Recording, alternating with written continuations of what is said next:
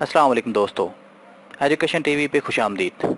ये चैनल उन दोस्तों की हेल्प के लिए बनाया गया है जो पीपीएससी के थ्रू आने वाली पोस्ट जैसा कि head master, head mistress, lecture education, SS education और एफपीएससी के थ्रू आने वाली पोस्ट्स एसएसटी जनरल BS17 की तैयारी करना चाह रहे हैं। एजुकेशन टीवी पर एजुकेशन की जितने भी बुक्स हैं सबको कवर किया जाएगा और हर टॉपिक को ब्रीफली एक्सप्लेन किया जाएगा।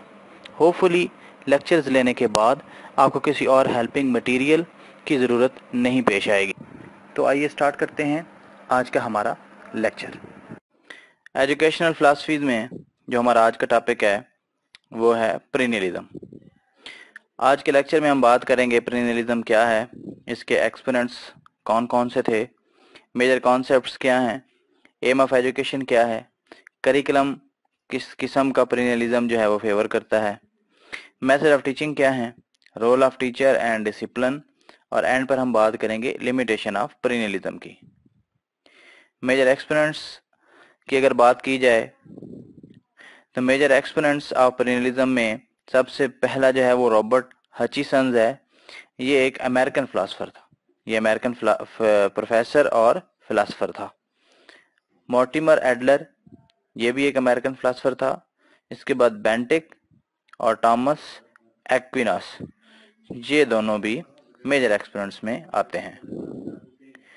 मेजर कॉन्सेप्ट्स की अगर बात की जाए तो जो वर्ड है प्रीनियलिज्म, इसके मीनिंग्स हैं everlasting, permanent and existing for ever, यानी कि हमेशा कायम दायम रहने वाला। जो प्रीनियलिज्म का वर्ड है इसको उर्दू में अबदियत भी बोला जाता है, यानी कि जो हमेशा से कायम है, जो अबद से चीज मौजूद है। प्रीनियलिज्म का यही मीनिंग है। It is also called the most conservative and traditional philosophy. Most conservative है और ट्रेडिशनल फिलोसफी है। ये लोग इस बात पर बिलीव करते हैं education is not imitation, which means we do not learn from observation, कि हम लोग ऑब्जर्वेशन से नहीं सीखते हैं। एजुकेशन जो है वो इमिटेशन नहीं है। इमिटेशन का मतलब होता है कॉपी करना, किसी को देखना, देख कर सीखना, इमिटेट करना। Human nature is same everywhere, so education should also be same everywhere, कि जो ह्यूमन नेचर है वो हर जगह पर एक जैसी है। इस वजह से जो एजुकेशन है वो भी हर जगह पर एक जैसी ही होनी चाहिए। Education is preparation for life. Education जो है वो जिंदगी गुजारने के लिए तैयारी करवाती है। Education should be constant. Education जो है वो कांस्टेंट होनी चाहिए, इसमें किसी किस्म की तब्दीली नहीं आनी चाहिए, क्योंकि ये लोग यकीन रखते हैं कि ह्यूमन नेचर हर जगह पर एक जैसी है, तब्दील नहीं हो रही। इस वजह से जो एजुकेशन है ये भी कांस्टेंट होनी चाहिए, क्योंकि तब्दीली आ नहीं रही है, एजुकेशन भी तब्दील नहीं होनी चाहिए।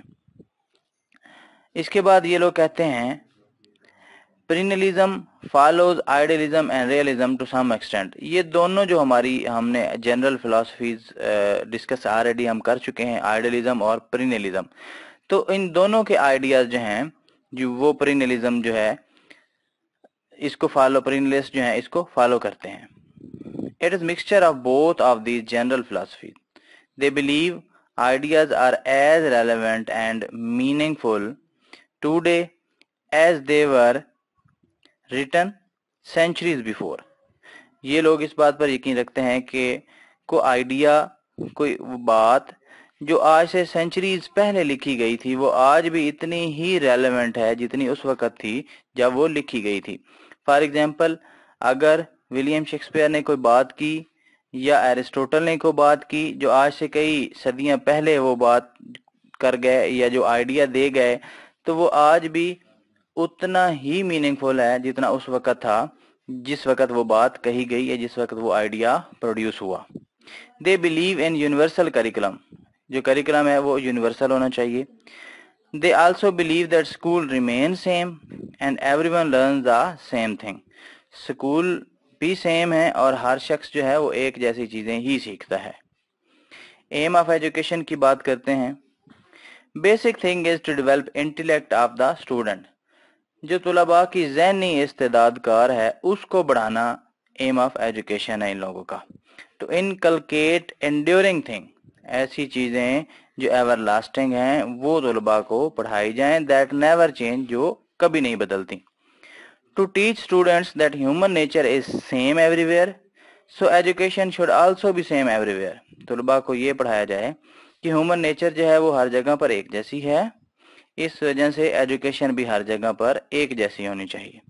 Education leads man to eternal truth, आलमगीर सच्चाइयों की तरफ ले जाती है education.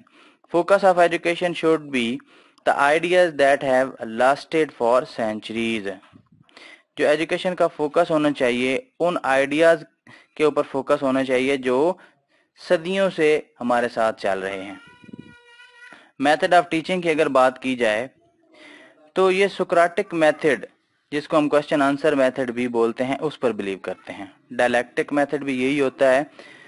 Lecture method to some extent, ये लोग किसी हद तक लेक्चर मेथड को भी फॉलो करते हैं। As focus is on reasoning and developing intellect, so dialogue method is best, क्योंकि इनका फोकस ही जो होता है वो रीजनिंग और बच्चों की इंटेलेक्ट, जहनी इस्तेदाद कार को बढ़ाना होता है। इस वजह से जो डायलॉग मेथड है ये बेस्ट समझा जाता है इस फिलॉसफी में।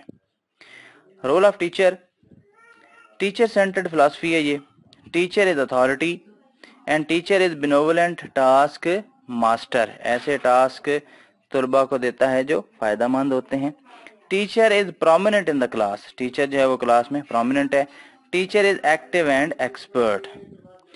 रोल ऑफ स्टूडेंट की अगर बात की जाए तो basically student is passive, student learn reasoning, student जो है वो रीजनिंग सीखता है। Focus of student is on memory buildup, उसकी जो मेमोरी है उसको बढ़ाया जाता है, इस वजह से स्टूडेंट जो है वो पैसिव है। Teacher pushes up student for learning, teacher जो है वो स्टूडेंट्स को पुश करता है कि वो चीज़ों को सीखें। यही वजह है कि स्टूडेंट्स जो हैं वो खुद एक्टिवली पार्टिसिपेट नहीं कर रहे लर्निंग प्रोसेस में, बल्कि टीचर उनको पुश अप कर रहा है। Students gate rational and spiritual learning. Curriculum की अगर बात की जाए तो यूनिवर्सल करिकुलम की बात करते हैं। अगर इनके आइडियाज जो हम पहले डिस्कस कर चुके हैं, अगर आप उन पर फोकस करें तो आपको आइडिया हो जाएगा कि यूनिवर्सल करिकुलम से क्या मुराद है।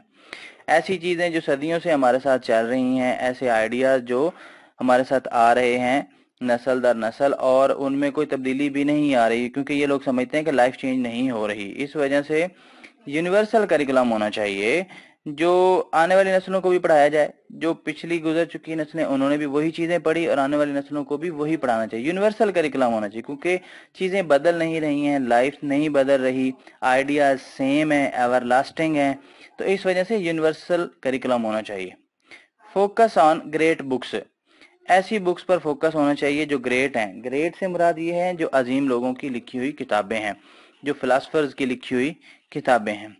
Teaching ever lasting and enduring truth, वही बात कि ऐसी चीज़ें पढ़ाई जाएं जो एवर लास्टिंग हैं, जो आलमगीर सच्चाइयाँ हैं, जो वक़्त के साथ बदल नहीं रही हैं, वो चीज़ें पढ़ानी चाहिए। अगर डिसिप्लिन की बात की जाए तो ये लोग very strict and harsh discipline की बात करते हैं। नॉइजी क्लास इज अनएक्सेप्टेबल, कि जो नॉइजी क्लास है, शोर शराबे वाली क्लास, वो अनएक्सेप्टेबल है। क्लास जो है वो स्ट्रिक्ट डिसिप्लिन के ऊपर बेस करती है। इसके बाद limitation, it is called backward looking approach, इसको बैकवर्ड लुकिंग अप्रोच भी बोला जाता है। कंजर्वेटिव है, ये बहुत ज़्यादा कंजर्वेटिव हैं, नई चीज़ों को एक्सेप्ट ही नहीं करते, वही पुरानी चीज़ें उन्हीं के ऊपर फोकस करते हैं। इग्नोर कंटेम्परेरी रियलिटीज़, जो मौजूदा हालात हैं, जो मौजूदा रियलिटीज़ हैं, कंटेम्परेरी जो रियलिटीज़ हैं, उन लोगों को ये इग्नोर करते हैं। Just focus on great books, ये फोकस करते हैं ग्रेट बुक्स के ऊपर। अब ये जो ग्रेटनेस है ये नेशन टू नेशन और कल्चर टू कल्चर वेरी करती है। एक चीज़ जो हमारे कल्चर में ग्रेट है, हो सकता है वो वेस्टर्न कल्चर में ग्रेट ना हो। एक चीज़ जिसे हम ग्रेट समझते हैं, हो सकता है कोई दूसरे कल्चर के लोग उसको ग्रेट ना समझते हों। इस वजह से ये भी इन लोगों की एक लिमिटेशन है। होपफुली ये लेक्चर आप लोगों के लिए हेल्पफुल साबित होगा। इंशाल्लाह नेक्स्ट लेक्चर में हम बात करेंगे एसेंशियलिज्म के बारे में। Thank you for watching.